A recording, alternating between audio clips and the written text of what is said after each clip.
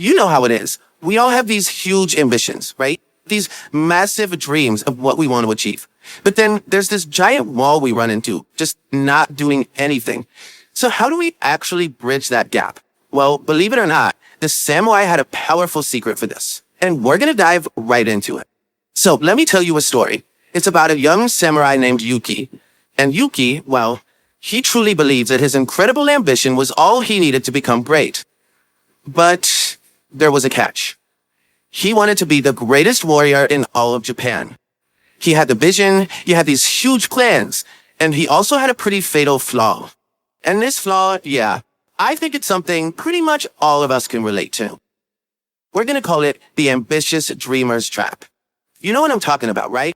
It's that bizarre situation where the bigger your dream is, the more inspiring it feels. The more you just freeze, you get completely paralyzed and you can't even take that first tiny step. I mean, Yuki would spend hours just thinking about it. He'd be reading about these famous battles, picturing himself winning these incredible victories. He dreamed about mastering every weapon under the sun. But when it was actually time to grab his sword and train, suddenly there was an excuse. Oh, the weather's not quite right today. Or, I just need to plan my strategy a little bit more. And you can see exactly where this leads, right? It all starts with those grand dreams. Then come the little daily excuses, the ones that seem totally harmless at the time, just for today. But those days stack up. And before he knew it, years had gone by. Younger warriors, guys who were just disciplined and did the work every day, they blew right past him. And Yuki was left with this really painful truth. His ambition wasn't a fire, it was an excuse. It led straight to regret. Okay, so what is actually going on here? Let's get into the psychology of it. Why is doing nothing so incredibly dangerous, especially when you have these huge goals? Well, it's basically a loophole in our brains. The thing is, the more Yuki talked about his big plans, the more his brain gave him this little hit of dopamine, that feel-good chemical. It was like a little reward, making him feel like he'd already accomplished something. His brain literally couldn't tell the difference between just thinking about progress and, actual progress. His dreams just became this comfy little hideout from doing any of the real work. And this gets to a huge misunderstanding that almost all of us have about how we work. We operate under this myth that you need to feel motivated before you can take action. But the real truth, the thing the samurai understood, it's the complete opposite. Action comes first. Action is what creates motivation. And man, this quote just nails the cost of waiting, doesn't it? Dreams without action quietly waste time. Every single day you spend waiting to feel like it is a day you can never, ever get back. And the bigger the goal, the more overwhelming it seems. And the easier it is to fall into that trap of, I'm just preparing, when really, you're just putting it off. All right, so how do we break out of this trap? The answer? Well, it lies in the philosophy of the warriors themselves. They built their strength on something way more reliable than just feelings. They built it on discipline. Take the legendary swordsman Miyamoto Musashi. He got it. He knew that greatness is not built in sudden bursts of energy, but through the quiet rhythm of repetition. See, while everyone else was looking for that one big moment of inspiration, he was just quietly putting in the work every single day. He knew greatness is forged in that steady, repetitive rhythm. And this is really the core of that whole samurai mindset. They didn't train just when they felt like it. They trained because it was their way of life. It's who they were. They understood that waiting to feel ready is just an illusion. The real secret is to act first. That action creates momentum. And guess what? That momentum is what creates the inspiration you were waiting for. It chases you, not the other way around.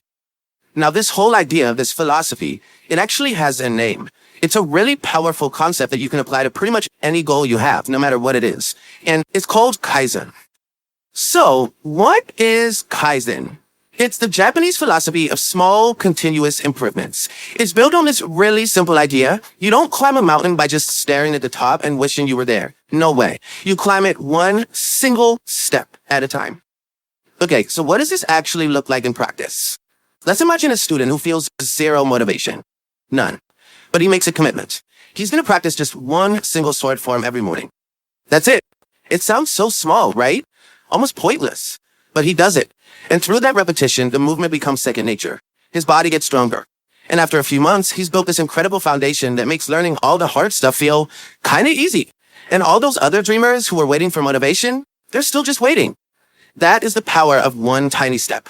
This samurai teacher, Yagyu Munenori, just put it so perfectly. The sword that waits for perfect conditions never leaves its sheath. Think about that. Waiting for the right time or the perfect moment is probably the #1 excuse we all use. And every time we give into it, all our potential just stays locked away, totally unused. And this brings us to the final and maybe the most important lesson of all. It's about a fundamental shift in how you approach your goals. It's about moving away from relying on your feelings and instead relying on your commitments. So here's the ultimate question, isn't it? How do you act when you feel absolutely no motivation? We've all been there. You know exactly what you're supposed to be doing, but you have zero energy, zero desire to do it. So, what's the samurai's answer? The answer is this statement, this declaration. I am not controlled by my feelings. I am guided by my commitments. And listen, this is way more than just a nice sounding mantra. It's a complete shift in your identity. You stop thinking of yourself as your temporary feelings. I'm tired. I'm unmotivated. And you start identifying with your long-term promises to yourself. Your feelings are just the weather passing by. Your commitments, that's the road you're on, rain or shine. And this is where we have to totally redefine what real strength is. Strength is not doing something when you feel inspired. I mean, anybody can do that. Real strength is doing it anyway. It's doing it whether you feel like it or not. That is the kind of power that actually builds a life. So, we've learned that the sword waiting for perfect conditions, it never leaves its sheath. It's a trap. The only way to start is to start. So the question for you isn't about your biggest, grandest dream. It's much, much simpler than that. What is your first step?